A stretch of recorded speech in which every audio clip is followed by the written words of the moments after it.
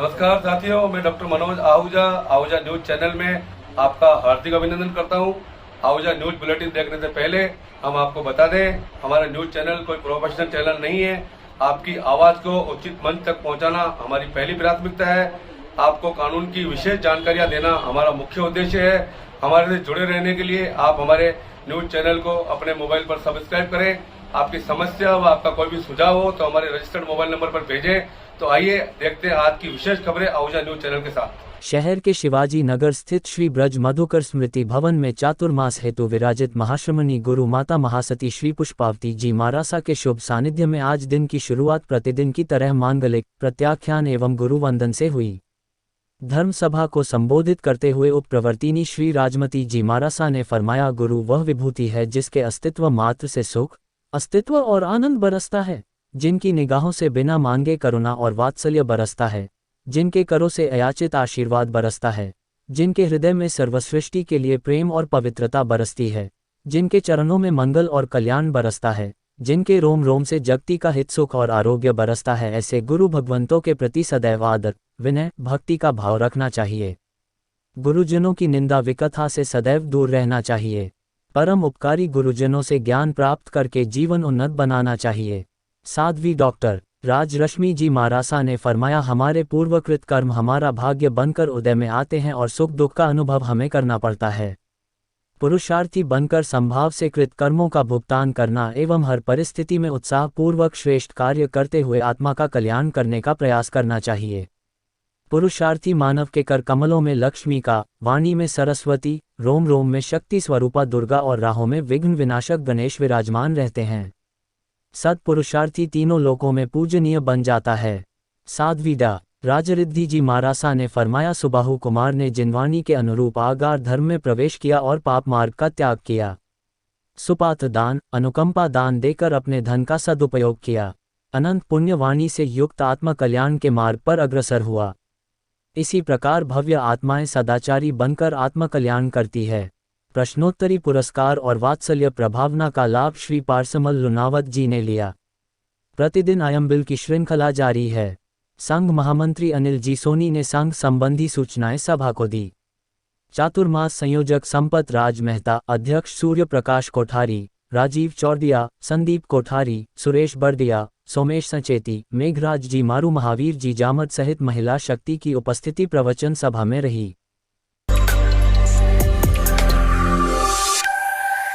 निर्मला कोठारी महाविद्यालय सावर एवं JNU medical college एवं हॉस्पिटल जयपुर के संयुक्त तत्वाधान में 25 सितंबर रविवार को प्रातः 10 से 2 बजे तक निःशुल्क मेगा मल्टी स्पेशलिटी चिकित्सा परामर्श एवं जांच शिविर Nirmala Kothari college bus stand Sawar में आयोजित होगा, जिसका शुभारंभ जेएनयू के senior liaising officer Rajendra Mitharwal, college निदेशक lion S N Nyati, college के अध्यक्ष अभिषेक कोठारी, कोषाध्यक्ष Avinash Kothari, JNU medical university के चांसलर डॉक्टर संदीप बख्शी द्वारा दीप प्रज्वलित कर किया जाएगा। कॉलेज के सचिव अवनीश न्याती ने बताया कि जयपुर के स्पेशलिस्ट डॉक्टर प्रसूति और स्त्री रोग विशेषज्ञ, नवजात शिशु व बाल रोग विशेषज्ञ, हड्डी व जोड़ प्रत्यारोपण रोग विशेषज्ञ, नाक कान गला रोग विशेषज्ञ, शल्य चिकित्सक, मूत्र गुर्दा व पथरी रोग विशेषज्ञ, त्वचा रोग विशेषज्ञ, नेत्र चिकित्सा रोग विशेषज्ञ, फिजियोथेरेपी रोग विशेषज्ञ, स्पेशलिस्ट व फिजिशियन द्वारा जांच एवं परामर्श किया जाएगा। ऑपरेशन योग्य मरीजों को जयपुर ले जाकर निःशुल्क ऑपरेशन किए जाएंगे। रजिस्ट्रेशन प्रातः 9:30 बजे से प्रारंभ हो जाएगा। पुलिस मुख्यालय द्वारा अवैध हथियारों के विरुद्ध चलाए जा रहे विशेष अभियान की पालना में श्री चुनाराम जाट, पुलिस अधीक्षक महोदय अजमेर के दिशा निर्देशन में श्री वैभव शर्मा, अतिरिक्त पुलिस अधीक्षक महोदय ग्रामीण अजमेर, श्री लोकेंद्र दादरवाल, वृत्ताधिकारी महोदय वृत्त किशनगढ़ ग्रामीण के सुपरविजन में थानाधिकारी अयूब खां उप निरीक्षक के नेतृत्व में थाना स्तर पर निम्न टीम गठित की जाकर दिनांक 23 सितंबर 2022 को जरिए मुखबिर खास की इतला पर ग्राम सुरसरा पहुंच अवैध हथियार के संबंध में कार्यवाही करते हुए मुलजिम ब्रजबिहारी शर्मा उर्फ बजरंग पुत्र श्री भंवरलाल जाति गौड़ ब्राह्मण उम्र 61 साल निवासी ग्राम सुरसुरा थाना रूपनगढ़ जिला अजमेर हाल निवासी ward number 24 Azad Nagar police थाना मदनगंज जिला अजमेर के कब्जे से एक बंदूक, एक देशी कट्टा व 2 जिंदा कारतूस जब्त किया जाकर मुलजिम ब्रजबिहारी शर्मा को गिरफ्तार किया गया। इस संबंध में प्रकरण संख्या 213 सन 22 धारा 3/25 आर्म्स एक्ट में दर्ज किया जाकर प्रकरण में अग्रिम अनुसंधान जारी है। कार्यवाही team sub inspector Ayub Khan, थानाधिकारी, head constable Fateh Singh, constable Chhotu Singh, constable Devaram, constable Vikas Kumar, constable Kailash Jakhar, constable Rakesh Kumar, constable Surendra, constable Kamla, constable Veerpal Singh, Hiralal चालक मौजूद रहे।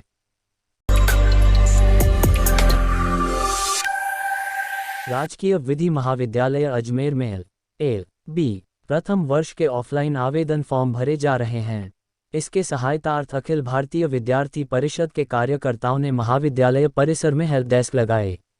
एबीवीपी अध्यक्ष दिनेश चौधरी ने बताया कि विधि स्नातक प्रथम वर्ष प्रवेश हेतु अपना आवेदन फॉर्म में आवश्यक दस्तावेज महाविद्यालय कार्यालय में अंतिम तिथि 30 सितंबर 2022 तक दोपहर 2 बजे तक जमा करा सकते हैं।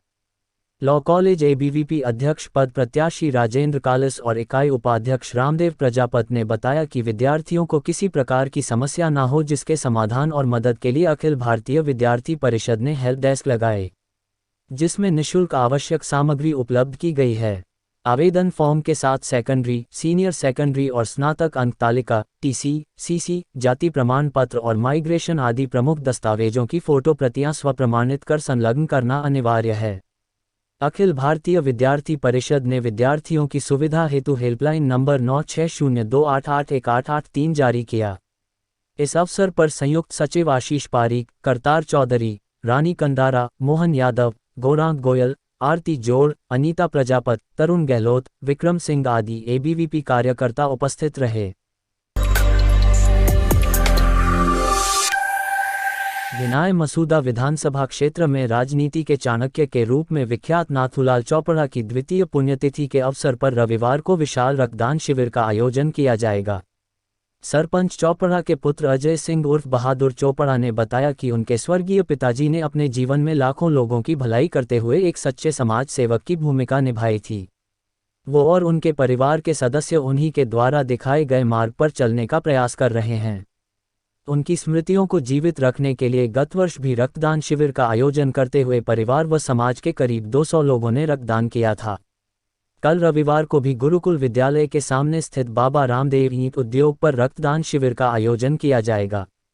उन्होंने कहा कि क्षेत्र के किसी भी व्यक्ति को रक्त की आवश्यकता होने पर वो तुरंत उसकी व्यवस्था भी करवाते हैं तथा भविष्य में भी किसी को आवश्यकता हो तो वो फ़ोन कर सकते हैं।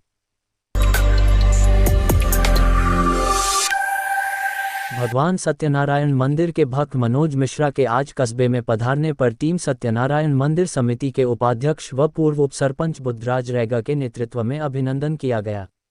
मंदिर समिति के मीडिया प्रभारी अनुराग शर्मा ने बताया कि मनोज मिश्रा प्रतिवर्ष मेले के आयोजन के अवसर पर भगवान सत्यनारायण मंदिर में पधारकर मेला समिति का सहयोग करते हैं तथा मेला समिति द्वारा आयोजित कार्यक्रम में अपनी गरिमामयी उपस्थिति देकर कार्यक्रम को सफल बनाने में सहयोग करते हैं।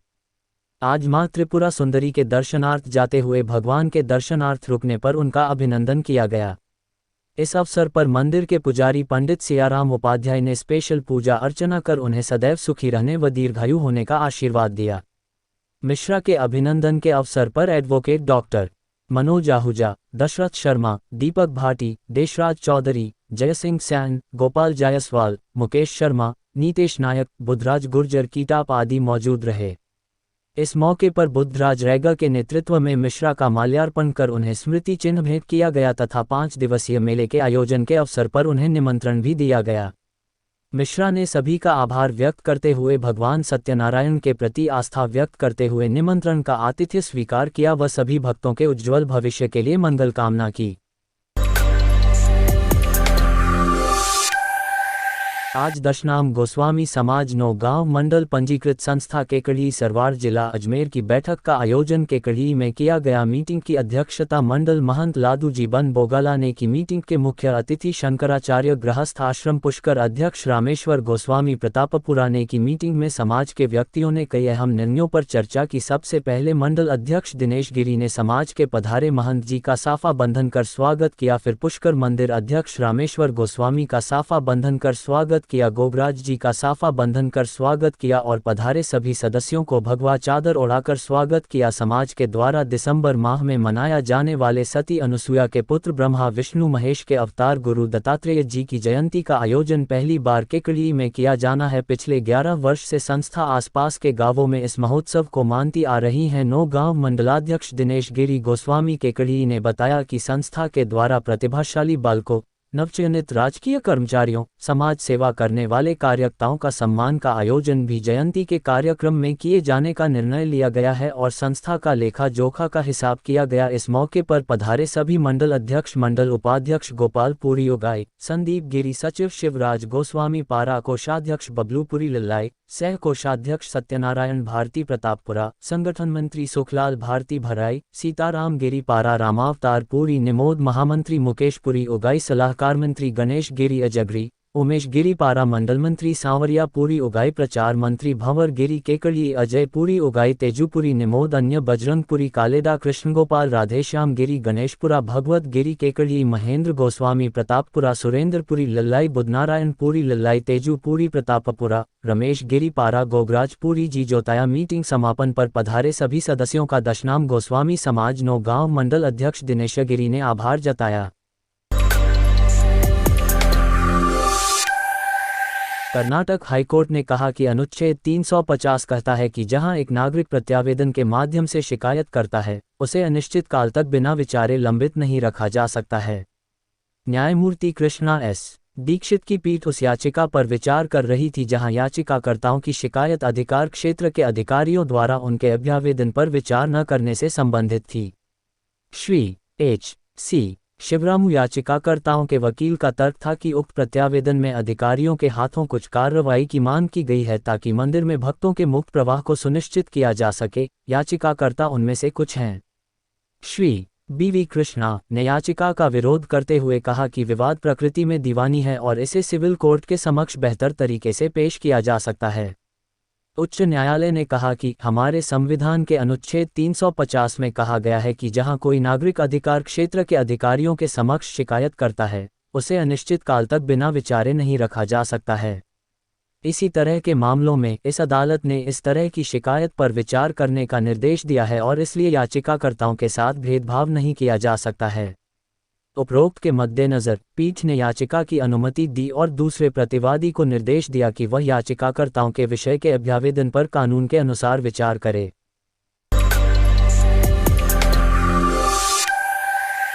हिमाचल प्रदेश हाईकोर्ट ने कहा कि चेक बाउंस मामले में निचली अदालतों द्वारा दोषसिद्धि के बाद भी अपराध क्षमनीय है।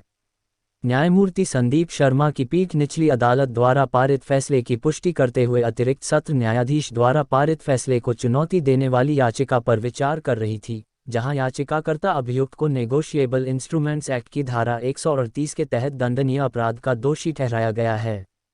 इस मामले में आरोपी ने सेब की बिक्री और खरीद के लिए शिकायतकर्ता से 3.00 लाख रुपये उधार लिए थे। आरोपी ने 1 लाख रुपये का चेक जारी किया। 3.00 लाख का आहरण भारतीय स्टेट बैंक योग में किया गया, लेकिन तथ्य यह है कि उक्त चेक प्रस्तुत करने पर अभियुक्त के खाते में अपर्याप्त धनराशि के कारण अनादरित हो गया था। चूंकि कानूनी नोटिस प्राप्त होने के बावजूद आरोपी निर्धारित समय के भीतर भुगतान करने में विफल रहा, शिकायतकर्ता को सक्षम न्यायालय में अधिनियम की धारा 138 के तहत कार्यवाही करने के लिए मजबूर किया गया। ट्रायल कोर्ट ने आरोपी को अधिनियम की धारा 138 के तहत दंडनीय अपराध करने का दोषी ठहराया। पीठ के समक्ष विचार का मुद्दा था, क्या अपीलकर्ता परक्राम्य लिखित अधिनियम की धारा 138 के तहत दंडनीय अपराध के लिए उत्तरदायी है। हाई कोर्ट ने कहा कि इस तथ्य को ध्यान में रखते हुए कि ट्रायल कोर्ट द्वारा दी गई मुआवजे की पूरी राशि शिकायतकर्ता को भुगतान करने के लिए सहमत हो गई है, इस अदालत को याचिका में अधिनियम की धारा 147 के तहत अपराध की कंपाउंडिंग के लिए आरोपी की ओर से की गई प्रार्थना को स्वीकार करने में कोई बाधा नहीं दिखती है। पीठ ने Damodar S Prabhu V Syed Babalal H के मामले पर भी भरोसा किया, जिसमें सर्वोच्च न्यायालय ने माना है कि अदालत अधिनियम की धारा 147 के तहत शक्ति का प्रयोग करते हुए दोषसिद्धि के बाद भी अपराध को कम भी कर सकती है।